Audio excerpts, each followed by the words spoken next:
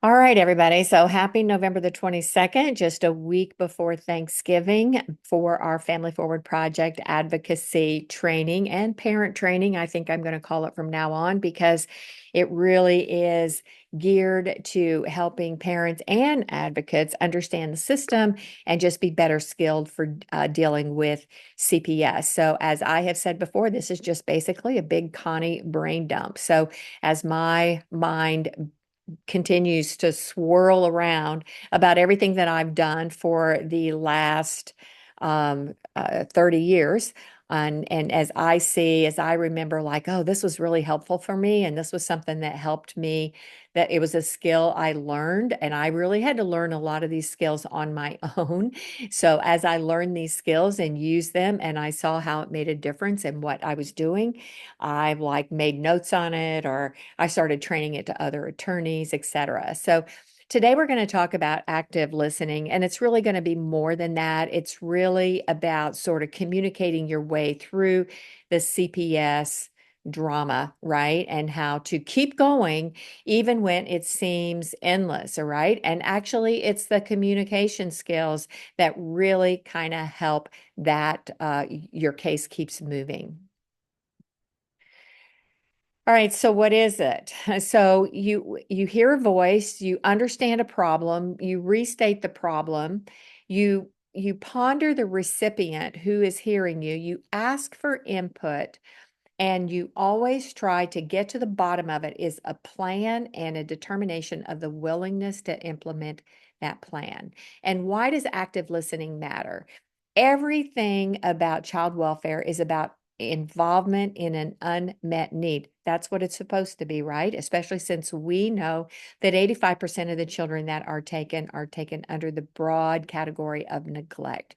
So we need to look at the needs of the parent, the needs of the child, the needs of the support network, the needs of the services, and move towards solution. Now, honestly, and everybody here already knows it, but this would be a huge paradigm shift just to be able to get people to think this way, right? Because this is not how they think at all. They think about criticizing and damning and shutting people up and wearing them out and taking their children. So even just as you listen, as we go through this together and you listen to this, you have to always think this is this is a paradigm shift that we want to create with advocates. There's going to be so much resistance too, by the way, so much.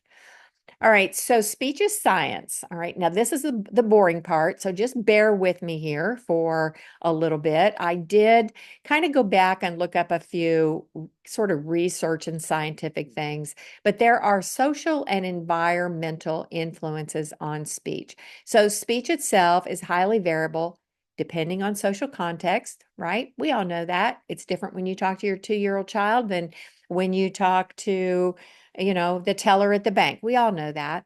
The nature of the relationships and the affiliations of people interacting and what emotional register the interactions is taking place. Okay, so we know all families involved in CPS are emotionally charged. Of course they are. Their children are either at risk or have been removed. So everything once when we think about communicating in the context of CPS, it is always with knowing that there is an emotional element that we have to deal with. Voices are primarily used in conversation, speech where people align their voices and their breath to facilitate the conversational interaction. Very important. So when you are participating in any CFTM meeting or foster care review board meeting, you don't want to take on their pace. You want to create the pace. I'll give you for instance, very hard. Again, I can't stress how hard this is going to be. I'll give you a recent foster care review board meeting I sat with the parent and just watched it and made observations of it. And the CPS worker came in on a Zoom call. Nobody would show their faces. And she just went through all these horrible things about the parent. Parent doesn't do this, didn't do that. She won't do this. She hasn't completed that. Well, she's never gotten back to me on that. And then mom started saying, this is not true. This is not true. And then The mom wanted to speak, and the CPS worker said, no, we only have 15 minutes scheduled for this. Literally said, we only have 15 minutes scheduled for this. We're out of time, and cut the whole meeting off. So, but if you're in a sit down setting, which, we don't have a lot of those now that we are post COVID, but if you're in a place where you have a sit down meeting and you're face to face, it's a little bit easier for you to set the pace. Even on some phone conversations, you can do it, but always think of that. Think in your head, I want to set the pace and the tone of the conversation. So speaking lower, speaking slower, making notes while you talk, while other people talk. I want you to set the pace. People will change their voices depending on to whom they're talking to. Of course, you know that. And the apparent communication needs that are present. People talk differently to babies and children than to adults. Of course, we just said that. People often change how they speak depending on how they feel about a person. They talk the more they like the person, the more they are likely to align their voices with that person in terms of speech, rhythm, and accent, word use, and syntactics. Okay. Ooh, keep all of this in mind while you're communicating with CPS workers, even with the parent. So there are a lot of parents who are very high strung when they commence a CPS action. They're very anxious. So you have to try to set that pace. I'll give you a quick example. People come into me and talk to me on their first meeting, for 20 years. And I always ask them, just tell me what's going on. And so they start talking, and then they start asking me a bunch of questions, and they're very, very emotional. And I make notes, we're talking. And here's one thing I've said to them. I said, look, if you were rolled into the emergency room and somebody on the street had just stabbed you with a knife or shot you and you're bleeding all over the place, and they roll you in on a gurney and they stick you in the hallway of the emergency room, and a doctor walks up to you, what you don't want is for that doctor to stand over you and say, oh my God, I can't believe they did that to you. Did you see what color their hair was? What did that gun look like? Why would they even do that to you? Were they coming after you? Were you chasing them? No, you would say, get the knife out of my stomach and fix me, right? So you want to sometimes, and sometimes with parents and families, you have to remind them of that. So always it's your goal to try to help set the pace, the tenor, the tone, the breathing of any interaction that you're going to have in a contested or complex CPS situation. All right, so I pulled this out, the physiology of speech. I don't know if you can see it. My screen is partly covered here. Let me pull this down to the bottom. All right, this is the science again. So and I'm not going to go through each one of these little boxes. I just wanted you to see how very important scientists look at this issue. So physiology means what is going on in your body. Where are the messages moving to? How are they floating around in your brain? How do they get from your brain to your mouth? How does the emotional response of hormones that are released during emotional charge affect your memory, what you hear, what you say, etc.? So this language down here, which is, more science than we need to get into today, but it says in terms of the neural base of the production of human voices, we have two broadly distinctive networks that underlie vocal behavior. One largely associated with reactive, involuntary vocalizations, screaming, swearing, and one associated with complex voluntary control of respiration. All right, so then the next paragraph is just way too, we're not going to talk about brainstem networks today, but again, just that actual physiological scientists understand that there's a very complex issue going on inside of your brain. And you know some of these words like basal ganglion, thalamus, I'm sure, and brainstem and cerebellum, right? But and trust me, I am not going to quiz you on this slide. So this is just for your information to know how complex it is. All right, so when you hear a voice, what is the complexity of verbalization? So there are words, there's tenor, there's message, there are cultural nuances, there's articulation, rapidness and coherence, and gestures.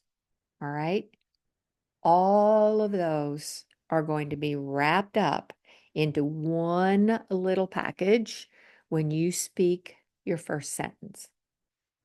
So, as you are trying to communicate through these issues, it's not just your words, not just your tenor, your message, your cultural nuances, your articulations, your rapidness and coherence, and your gestures. It is all of those things at once. And the complexity of, of the how those intertwine is is very crucial.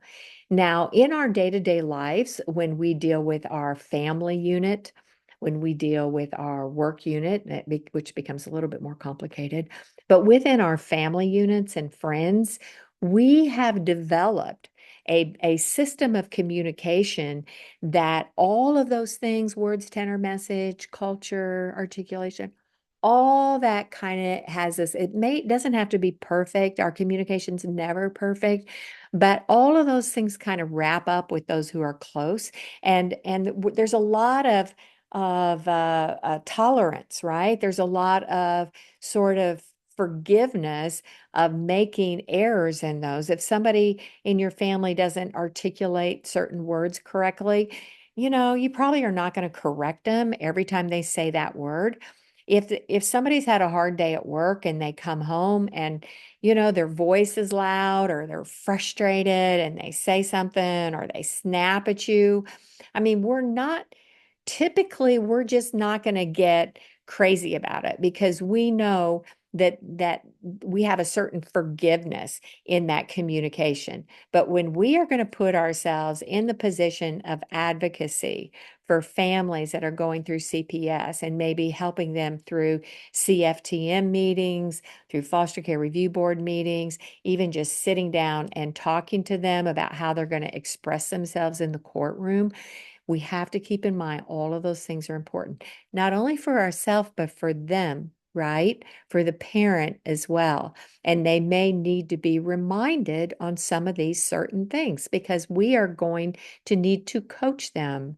So if they, I have never, over all the years, I've had tons of clients that are not perfect verbal communicators. I had one client, this dad, I worked so hard for him, loved him to death. His communication was good, but he always threw in these words that were not words when he communicated. And the best example I can give you is, I think everybody made fun of George Bush Jr. for saying the word strategery. Right. And Dan Quayle would even make up these like strange words and stuff. And this client would make up these strange words. And unless he said something that was like a legal term that could be misconstrued, I never got on to him about that because that was his method of communication. And if I was trying to overcoach him to not, to really think about every word that came out of his mouth and not new words he was sure about, then that would mess up his message and it would mess up his tenor. And it would just mess up his rhythm on what he was trying to communicate. So, but we're going to keep working on that and what all that package needs to look like when you're at the end of the day. All right, and here's some more on the complexity of verbalization. So, voice recognition is brain science, and learning how to regulate your voice is brain science, and practicing to regulate your voice and teaching others is a trick you're going to learn. And one of the things that I have always done, somebody taught me this probably 40 years ago, is you count backwards starting at 10 and all the way down to 5, and you use the voice level that your voice has at 5. So if you are working with somebody and they're really anxious, you say, look, just take a few deep breaths and then start with 10, count backwards to 5. So you go 10, 9, 8, 7, 6, 5. And you notice 5 is a number that makes your voice be deeper, and you can just hear it resonate in your chest more. So learning just how to bring your voice regulation down is one of the things that you want to do yourself and help people with. Now, of course, there's all kinds of methods of communication. Our vocal communication can come in different forms as well. So it can be phone, face-to-face, video, right? And of course, there's non-vocal communication, email, text, written letters, and they are totally different, totally different. There is something about your voice that's very important in communication. The other day, one of my family advocates that I've worked with Family Forward, she was sending me some text messages, and I could kind of tell from her text messages she was positive and upbeat about something, and I just really felt the need to reach out and give her a phone call because I wanted her to express what she was telling me vocally, because when you're very positive and you're expressing it vocally, it builds a positive force within you. So face to face on, also on Zoom or on FaceTime, on any other messenger face, if you are articulating out loud, and then if you add the visual of a face to it, it builds something inside of you. It builds inside of you a positive force. The email communication and text, all kinds of people and written letters, etc. you know, a lot of people hit send before they read it. People have there's this crazy thing about people using all caps, in texts and emails that when they're angry. I have never done that. I just capitalize an important word. But, so even in that communication, we want to be very sensitive as to the same things, especially the message and the where we want to end up. And we're going to talk more about where we're going to go and why that is so important. Do proximity and facial observation matter? So post-COVID, communication has become less personal. Facial attention can be as important as voice inflection. Speaking attention is observed in the face, and listening attention is observed in the face. So when it matters, face to face is valuable. And, let's be honest, sometimes we get on the phone with somebody and they're chattering away and they just need to express themselves, and we get a little distracted or we get a little bored with it. We, get our pen and maybe we doodle or write some other notes about something, totally distracted. But when you're face to face, even if it's video, it's hard. You can't just totally discount the presence of the other person. So in methods of communication, in some, these findings join an emerging body of literature pointing in the same direction. In the words of the authors, technology-mediated communication is not capable of substituting for face-to-face communication. Oh, somebody's drawing on my board. So, it's just face to face is just totally different and a totally different expectation than media. So we used to have face-to-face meetings all the time. Our CFTMs, our foster care, and they've done less and less and less of that, and it's making it harder and harder to cut through the bad communication. All right, so understanding the problem. So the other thing about verbal communication is it's often loaded with chatter. There's a lot of disorganized thoughts and ever-forming thoughts that occur when we're verbally communicating. And I know when somebody asks me a question and I'm responding to them, sometimes I even say to them, I'm just thinking out loud here. So I'm not sold on any one particular idea, but these are the thoughts that are coming to my mind. And if you articulate, and that's what you're doing, if you're doing that intentionally to come up with new ideas, that's one thing. But we also know those people that their mouth starts going. And about the time that we think, okay, we got the message, we're done, they're still talking, right? And that kind of chatter can be very distracting. The problem to be addressed is often buried inside the flow of chatter. So true. Sometimes, and I have a couple friends, they go on and on and on.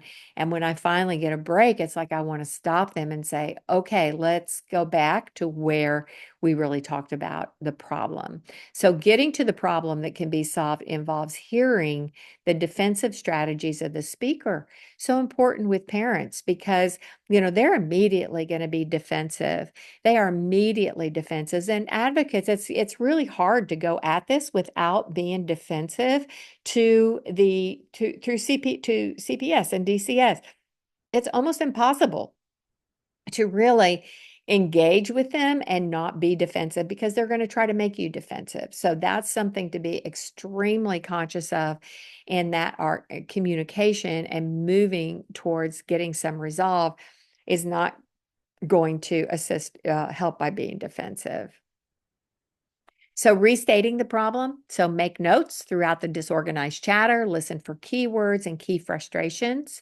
Does the speaker even understand what the problem is that's blocking progress? Very important question. Sometimes they're talking and talking and talking, and you get you get a couple minutes into it, and you're like, they don't even know what the problem is here. Maybe I don't either, but it's like we're not getting it, we're not peeling back anything related to the problem. So identify the defensive strategies going on in the speaker's mind. Big thing with parents, right? They're always going to be defensive. You want to say, what are those defensive strategies? Either everybody's lying. Okay. Everybody's lying about me. That's a defensive strategy. It may be true that everybody's lying, but you can't use that as something that becomes a barrier to communicating.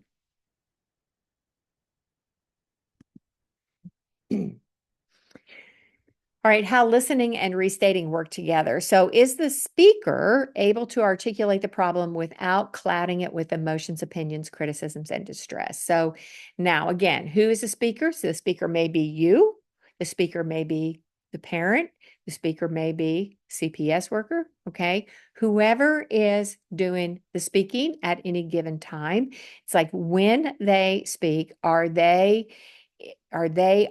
do they really understand and have singled out what the problem is without putting all this other clutter around it? Does the speaker even understand the problem and what is blocking progress? Again, a lot of them don't. Or these CPS workers, even if they act like they understand the problem and what's blocking it, they create new blocks, right? Because that's what they want to do. The listener needs to identify the defensive strategies going on in the speaker's mind. So as an active listener, part of that job is going to be trying to get down to what are those defensive strategies. The recipient is who hears you. So you need to evaluate the listener, and the communication is what we say, what we think we said, what someone hears, and what someone thinks we said. Okay. So you've got at least two different perspectives going on all the same time, just in the communication that's going back and forth. And then the words that you say and what you think you say are sometimes different. Especially, we have a really bad habit, even, especially with our friends, but in being in an audience where we're trying to discuss a problem, we have a really bad habit of thinking somebody knows what's already in our mind, thinking somebody knows that we've already had some type of similar problem, or you've already addressed the problem, in some context. So So we may have thought we said something as context to our communication, but we didn't do it. So all these things are going on at the same time. All right, ask for input and tame the frustration. So here's some things that you can ask, does this information help you any? Does this help you any? Does this help you at all? So, and what is that information? That's that information that maybe that you're giving that feedback that you're saying, here's what I hear you say. Do you think I'm understanding what you are trying to tell me? And ask yourself, based on the response or reaction to what I said, what might I say differently to get a different response? Okay, I'm going to give you an example. So through Family Forward, we have group settings sometimes because we go to Washington, we do some things together, we work really hard, people get frustrated, people get tense, there's conflicts, there's expectations, things get crosswise. And so I recently heard about a potential problem between a couple of our people from one side, right, from one person. And what do I do? How do I contact the other person? Do I say, well, so and so's mad at you, right? Do I start it that way? Do I say, oh, you know what? I hear somebody's mad at you. If you do that, you're immediately creating something defensive. But if you contact that person, you say, sounds to me like you had a little interesting experience here. I can't wait to hear the rest of it, right? If you invite the person to share with you sort of their side of the story, they're not going to be as defensive. They're going to be more clearly sharing that with you. So if you're the speaker and you are addressing the people in a meeting, let's say you're in a team meeting or a chintz meeting, whatever they call them these days, and you are trying to explain the information that you have and about, let's say a mother has had some substance abuse issues, but she has worked on rehabilitation, and you share that information.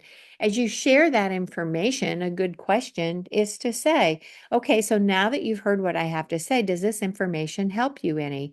Because you want them to participate in the information that you have shared with them, right? It's about engagement. And that is, for instance, when I talk about having people come onto my training and me not trying to do just the blind training all by myself, it's because I know y'all are listening. I know you care about listening. It makes me want to be engaging and talk to you. And I know that if you have a couple questions, when we get done, we'll be able to engage in that and discuss it. So if you're the speaker and if you're trying to help people understand, ask them, does this information help you any? Are we going to move past this problem from here? Do you think I'm understanding what you're trying to tell me? Those are two really good questions. I'll probably put those two questions on the quiz, by the way, because that's really good. All right, now, based on the response or the reaction to what I said, what might I have said differently? I'll give you another little hint. Whenever, all through the course of my years, whenever I needed something, I was going to have to call somebody and get somebody to do something for me. Let's say particularly clerks, okay? Clerks who work in the court's office who, maybe I need court dates, maybe I need a order, maybe I need whatever. So I always ask myself the question before I got on the phone, how can I help this person get me what I need? How can I help this person get me what I need? And so when I spoke to that person on the phone, I wanted to ask them some questions. I wanted to let them know here's what I'm looking for. I know this is a lot. This, maybe isn't what you wanted to be doing today, but do you think maybe, perhaps, please, you could go look for this? So you want to get a response or reaction or something done. And so how you're going to ask for it matters.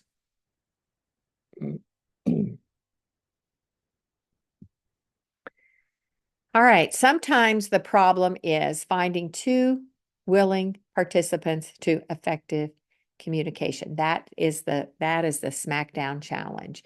I want I want the people who are participating to be willing to have effective communication, right? I just want two willing participants in effective communication. And don't be afraid to say when you get into a situation where you say, you know what? We're just not communicating here. We need to pause a minute and step back. There are times in my career where I've had clients so out of control and so emotionally charged when they try to address me on something that I say to them, like, this conversation is not productive and it's all about emotion. And I need you to call me back after you get some fresh air and we can talk about it. So sometimes the problem is finding two willing participants to engage in effective communication. All right, now how do you close the conversation? How do you leave the conversation?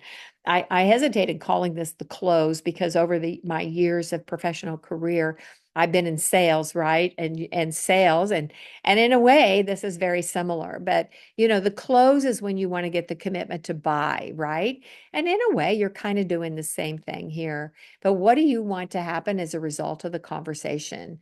Do you have a plan in mind before you close a conversation? And how can you help the other person get you what you want? All right, so you're in a CFTM, and this is so huge because this is where they start putting parents in a bind in the first place. So they come up with this list of things that the parent has to do. You have to ask questions about every single thing because they just make a laundry list, and I've had them admit it. It's just a standard list of things that they say: anger management, budget, proof of housing, blah, blah, blah, blah, blah, right? It doesn't have anything to do with the removal. And so you need to identify specifically what is going to be the proof that you need. How do we get that to you? Do we need to file it with the court? Who's going to be responsible for giving us the feedback immediately if this is sufficient? Okay. Don't stop asking questions about the plan until you can close your eyes and see how every single piece of it is going to work. All right, does the audience matter? Yes, of course it does. And are they motivated to engage in active listening with you? CPS people, DCS people, right? They are not motivated to be in active listening. Are they interested in achieving some plan or result? They pretend like they are, but they're not really. And are they motivated to close the conversation effectively? you know, Dealing with CPS, all of these are no, no, no, no, no, no, no, no, no. Every single one of them. Every single one of them. They are not motivated to engage in active listening, achieving a plan, or closing the conversation effectively. They're just not. And so advocates and parents have to calmly persist, have to persist. What's the next thing, right? Okay, when are we having the next meeting? I want to put it down right now. What's it going to take to satisfy this requirement? I don't like children removed at all, but we're going to be in some situations where a child is removed. And even though there's not an adjudication of neglect, we want the child out of foster care. That is always when I start, it's my starting place is I want children out of foster care, either with a relative or home as quick as possible, which may be even prior to adjudication. It's hard to do it before adjudication, but we want to get kids out of the foster care system. That's our whole goal.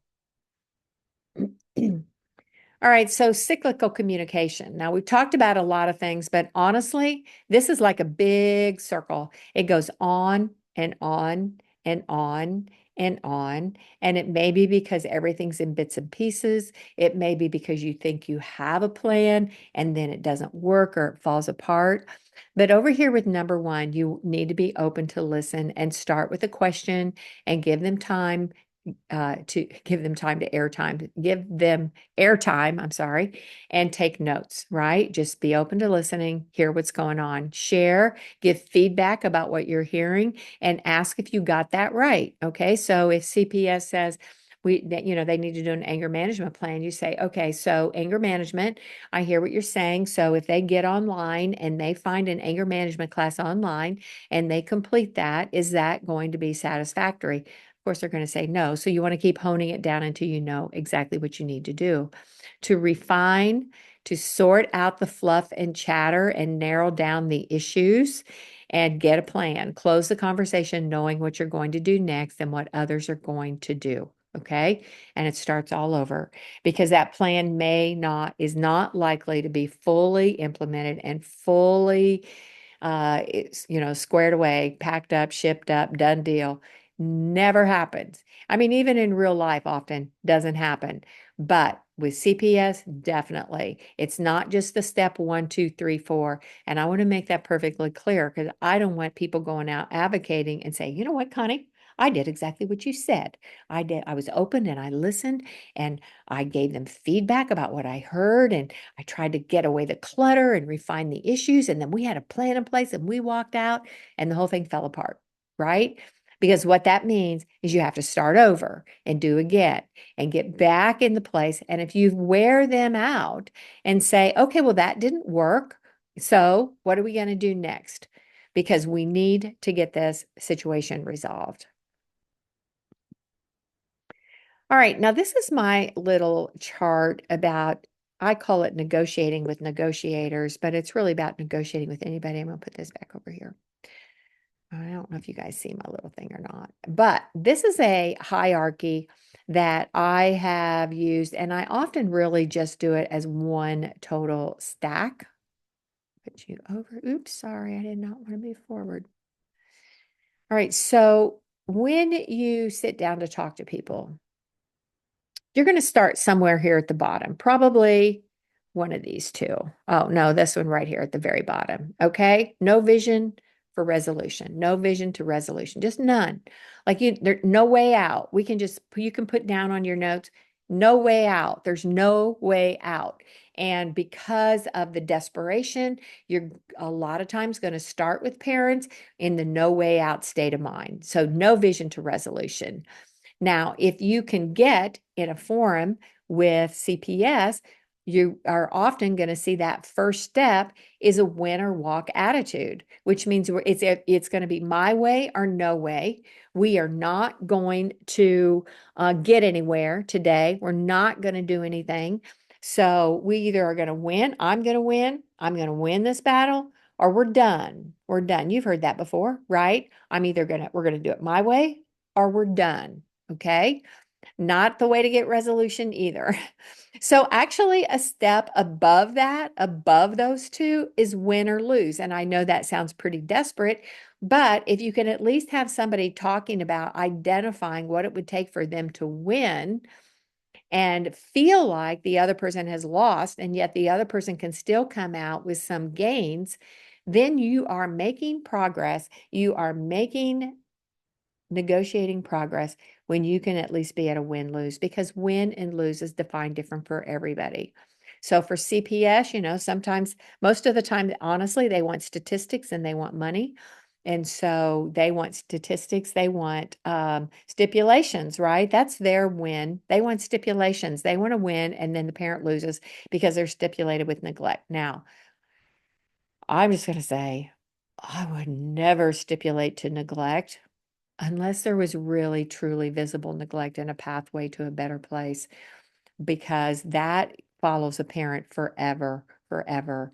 But let's say the parent really did have substance abuse problems and you have to get a resolution, it might be the time to do that. But so there we have win-lose. On the other side of the chart, if you can get above the win-lose attitude, you can get in a place where somebody makes decisions based upon yielding for the sake of the relationship. I use this type of type of a diagram a lot with parents when we were negotiating parenting plans, right?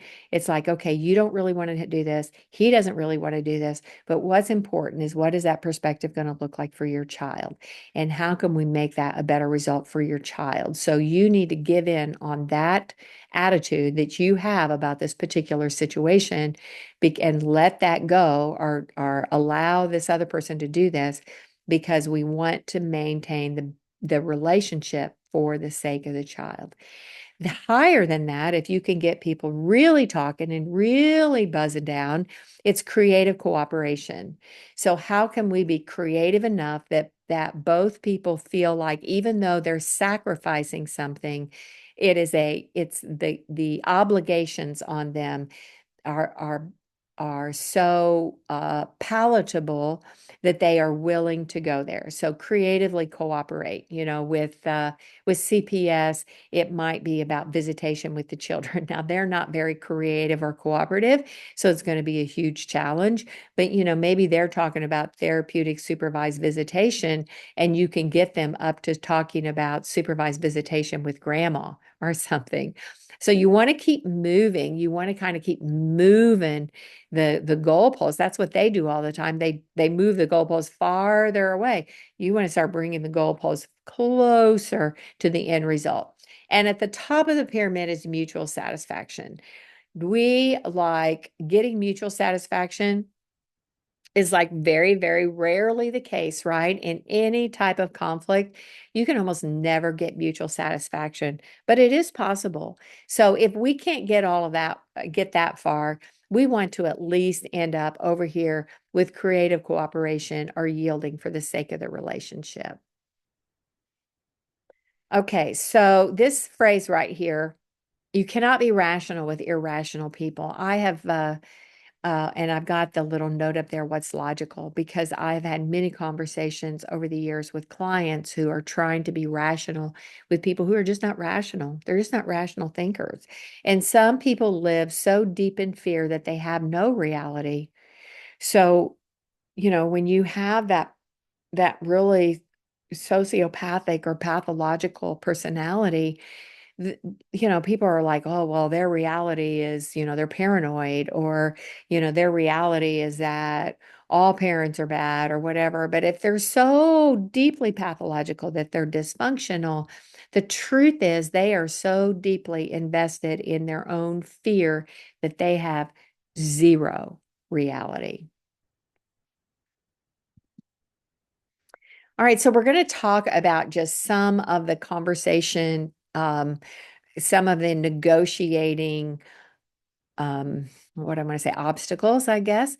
So one of them is called slippery slope. I'm sure most of you've heard this before. This is one of my favorite ones. I love talking about slippery slopes. And you notice my little note up there is one step in the wrong direction. So, you step on ice on the sidewalk, what happens? You fall on your butt, right? Now, maybe you didn't mean to fall on your butt. You certainly didn't want to fall on your butt, but the problem was is you took that very first step on a slippery sidewalk. So a slippery slope is exactly that. It is a process of a series of events that is hard to stop or control, since once it has begun, that it usually leads to worse and more difficult things, right? A lot of times we feel like with CPS, it's a slippery slope.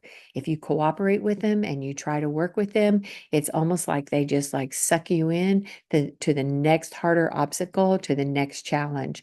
So just keep your eyes open for it. What is a slippery slope? And call it out and just say, you know what? If they say, well, we want you to start with this. And if you just start with this, then we'll see where we are after that. And if we're in a good place after that, then maybe it'll be better for you. And you're like, this is not good. This is a slippery slope. This is like you want to draw us in to believe that you're going to be cooperative with us. And I just don't believe that's going to happen. So why don't we sit down and talk about everything that's an issue in your mind as far as this investigation is concerned, and draw it all out right here. All right, substituting facts for fiction. This is also my little note up there says it never happened, right? I'm sure everybody pretty much has had somebody in their life that's an it never happened person, or you did that, right? Where, kids are good at this actually. Like, who broke the cookie jar? Well, I didn't do it. I think my sister did it, right? So they just substitute facts for fiction, sometimes referred to as gaslighting. So gaslighting is a colloquialism defined as manipulating somebody into questioning their own perception of reality. And this expression, which I did not know this, but derives from the title of a 1944 film gaslight, and it became popular in the mid 2010s. I didn't know that, and I'm going to go look up that. Remember back in 1944, I think it was probably a silent movie, so it should be pretty interesting. But it's basically having somebody telling somebody, a certain set of things that makes them question in their own mind what is going on or what is happening, because that, and I've seen it so much in law. It happens all the time in law. So, I've seen judges say things that you go like, what is he? Court orders. Oh my gosh, in court orders, the gaslighting that goes on where they make a finding about something, and you've been right there in the courtroom and you're like, what is that about? Where did that come from? Especially when we'll save that for the next one, but I'm going to go to this one. Ad hominem. Another one of my favorites. It's the type of argument or attack that appeals to prejudice or feelings, or irrelevantly impugns another person's character instead of addressing the facts or claims made by the latter. So I had a case one time. I had a very challenging mom, but she was a good mom. She just had a very bit of abrasive personality, which, she was probably a pretty abrasive mom sometimes, but I mean, her kids adored her. And, they came after her on a case where they were trying to take her kids away from her, and she was a little abrasive. And so even when she testified and it came out in court, she continued to be a little bit abrasive. And when the court entered an order, instead of like sitting down and talking about every fact, the court said, this mom's heart is as cold as steel. And I thought to myself, first of all, that is just totally unnecessary. This was not a criminal case. This was not a sentencing hearing. She had not abused her children. He just did not like her. He just didn't like her. And so he had to put that in there to make her feel bad, right? I hate when they do that. I had another mom go through a big, long juvenile court case, and this judge just wrote this court order that was so abusive to this mother. And I sent it to her, and she's like, I don't even want to read it. And I'm like, I know you don't. I says, after you kind of calm down, you probably should read it just to see how nasty he is. But they do this in freaking court orders and attack the person instead of talking about and sitting down and addressing whether or not the burden of proof has been met in everything.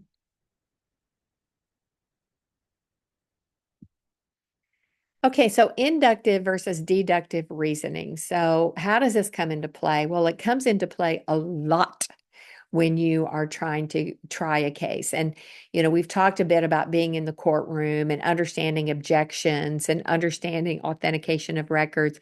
But actually, you have to understand and you have to be able to confront the context of a person's communication in the courtroom. So, inductive reasoning is a conclusion based on a specific observation. When you use inductive reasoning, you're essentially making an educated guess, Dr. Twerk says. You are using your past experience and knowledge to predict what is likely to happen and take action based on that prediction. Okay, so seriously, really? In the context of CPS cases, we have predictive negligence, right? Connecticut uses it. They use this all the time they're using it, I know for sure, in foreign countries. They have not used it too much in Tennessee, but I have seen it over and over and over, and I've read some white papers on it. Predictive negligence. And what is predictive negligence? They will say, and CPS gets a judge to say this and say, well, you know, uh, the child missed 6 days of school last year. So I know that this mother is not ever going to get her child to school on time, right? And maybe there were good reasons and good excuses for that. Maybe the child had COVID, maybe this, maybe that. But they just say, no, because of this, because I know this, then I know that. You'll see my little note up there in the top left-hand corner. Because I know this, then I know that. Because I know this happened, I know that's going to happen, right?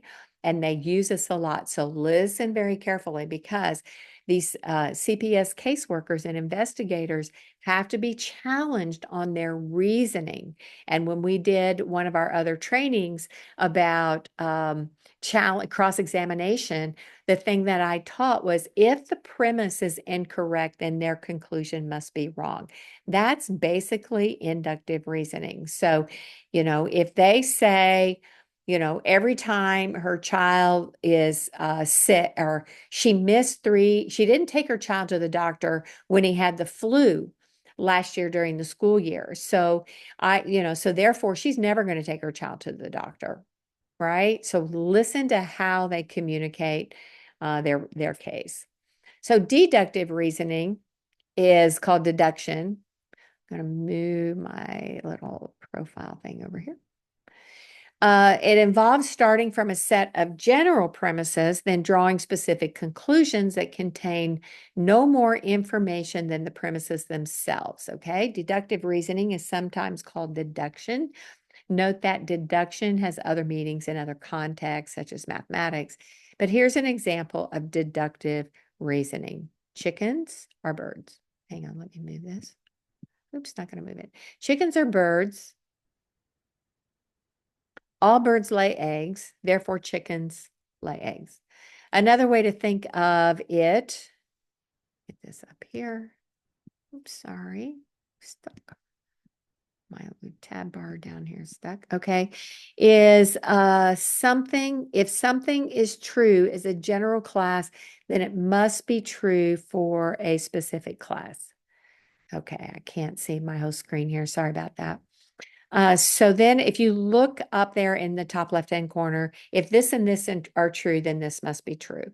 All right, my brain's getting a little fried, so I'm trying to think of a good example for you. The chicken and the birds, of course, are great, but that's not, racism. This is exactly what racism is. So, well, there are more, there's more Black children who miss school than there are white children, right? And it's just this generalized statement. And then they say, okay, so they go, well, but more Black children miss school than white children. And children who miss school are more violent and angry. So therefore, all Black children must be more violent and angry. Okay. That is having a false premise and false reasoning with deductive reasoning. Listen to how CPS makes their arguments. All right, movement. When I was creating this, I was trying to Google an image for slow boat to China. I couldn't find anything I liked. So I thought of this picture of rowing in a boat. Only you're not just rowing in the boat by yourself. You're in a boat rowing with a lot of other rowers. And in this particular rowboat, we have somebody sitting at the front who, if you've ever seen these kinds of rowing events, right? The person in the front is calling out each stroke to make, calling heave ho, heave ho, heave ho, or whatever, row, push, pull, whatever. And you have people sitting on both sides. Everybody has a stick that they get to manipulate and get to move, but they all have to move in the same direction. Now, when we are doing CPS advocacy, we never feel like it's moving in the same direction, ever, ever, ever. We never feel like that. But to get movement, we start just like on our cyclical thing. We have to have a starting point and we have to move. So we open a conversation, we actively listen, we peel away nonsense, you check and see if you understand, you identify a plan, and you close knowing what to do next. That's it. So I want to thank you very much for being here today. I'm going to end the recording and then we will have a little chat. See y'all in just a few minutes.